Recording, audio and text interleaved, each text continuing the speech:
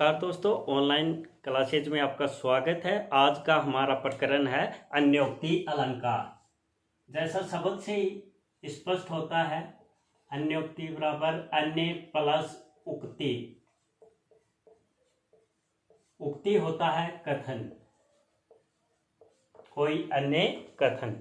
अब हम देखेंगे अन्योक्ति की परिभाषा। जहां अप्रस्तुत के वर्णन द्वारा प्रस्तुत अर्थ को सूचित किया जाए वहां अन्योक्ति अलंकार होता है। जहां अप्रस्तुत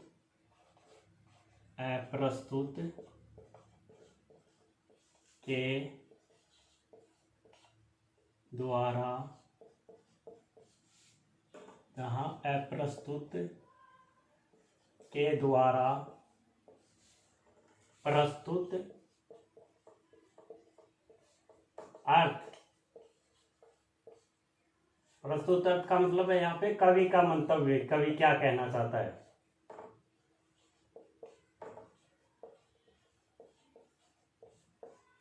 को सूचित किया जाए, को सूचित किया जाए वहां अन्योक्ति अलंकार होता है। जहां अप्रस्तुत के द्वारा या जहां अप्रस्तुत के वर्णन द्वारा प्रस्तुत अर्थ को सूचित किया जाए वहां पर क्या होता है, अन्योक्ति अलंकार होता है। उदाहरण देखिए, केला केला तभी न चेतिया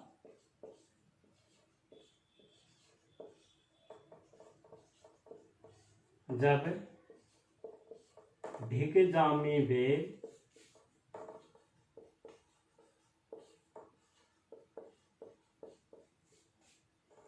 अब चेतही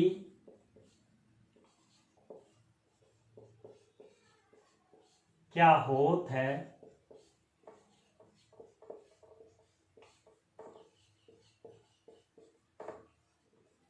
कांटनी लेन्ही घेर।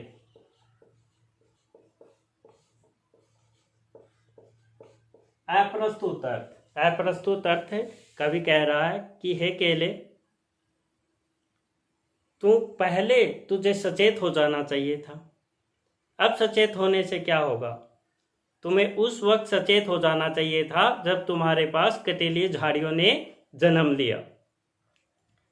कवि का मंतव्य है, प्रस्तुत अर्थ प्रस्तुत करना चाहता है। कवि का मंतव्य क्या है, केला, केला शब्द आया भला आदमी के लिए, भला आदमी, भला आदमी या सज्जन पुरुष। चेत्या सजग होना, चेत्या सजग होना, चेत्या शब्द आया है सजग होने के लिए। कि हे केले, हे भले आदमी, तू पहले क्यों नहीं सजग हुआ।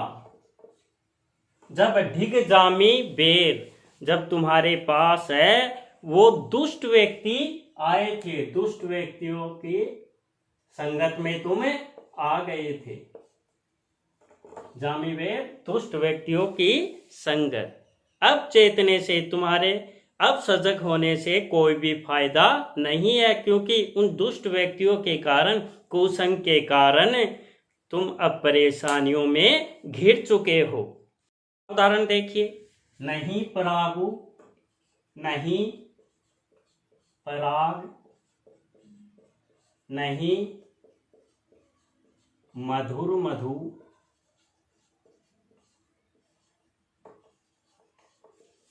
नहीं विकास यही काल।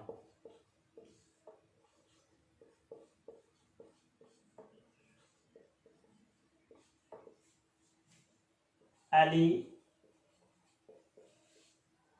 कली से बंधियो आगे कौन हवा। अप्रस्तुत वर्णन, भौरे के माध्यम से, अली भौरा या भरमर, कह रहा है कि अभी तक तो इस कली में नहीं पराग है, नहीं मधुर मधु है, और नहीं अभी इसका विकास हुआ है। हे भ्रमर, हे भौरे, तू अभी से इस कली के बंध गया है, इसके चक्कर लगाने लग गया है, न जाने आगे क्या होगा। लेकिन प्रस्तुत कवि का मंतव्य है, वो राजा जयसिंह को कह रहा है। क्या है कि राजा जयसिंह की नवोढ़ा रानी के आने के बाद राजा जयसिंह थे, उन्होंने राजकार्य को त्याग दिया था तथा उस नवोढ़ा रानी के प्रेम जाल में फंस गए थे। तो वो उसे समझाने के लिए कह रहे हैं कि अभी तो इसकी उम्र भी नहीं हुई है, तुम्हारा रिश्ता है वो भी कुछ समय का ही हुआ है, और तू अभी से राजकार्य तुमने त्याग दिए हैं, न जाने आगे क्या होगा। एक अन्य उदाहरण और देखिए। माली आवत देख कर, माली आवत देखी के कलियन करी पुकार, कलियन करी पुकार, फूले फूले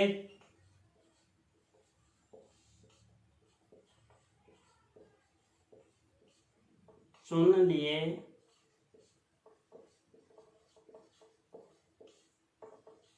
काल ही हमारी बार।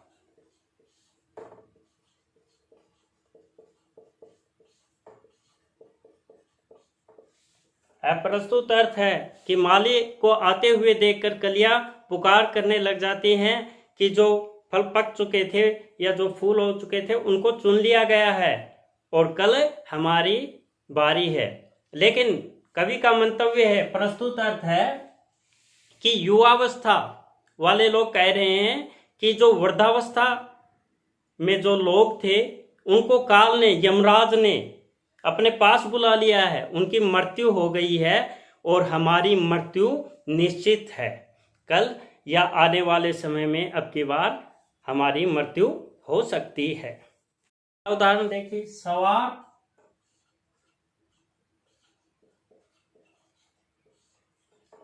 सुकृत ने शरम वर्था देखी, विहंग बिचारी बाज पराए, पानी परे तू पंछनी ने मारी।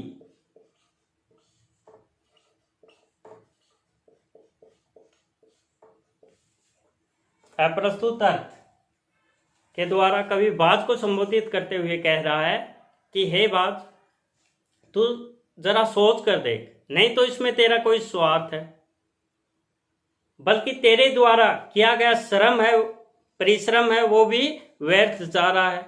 क्यों? क्योंकि तू शिकारी के हाथ पर बैठा हुआ है और पंछियों को मारकर, अपनी ही बिरादरी को मारकर उस शिकारी को सौंप रहा है। प्रस्तुत अर्थ कवि का मंतव्य है, कवि राजा को समझाना चाहते हैं कि तू बाहरी आक्रमणकारियों से मिलकर अपने ही स्वदेशी राजाओं के साथ लड़ाई लड़ता है, उनको हराकर उनका प्रदेश है वो बाहरी आक्रमणकारियों को सौंप देता है। नहीं तो इसमें तेरा स्वार्थ है। क्यों? क्योंकि उस राजा की भूमि या उस राजा का राज्य है वो तेरे पास भी नहीं है। क्यों? क्यों तो तू तो उस आक्रमणकारियों को सौंप रहा है, बल्कि तुम्हारा क्या है, परिश्रम है, वो भी व्यर्थ ही जा रहा है।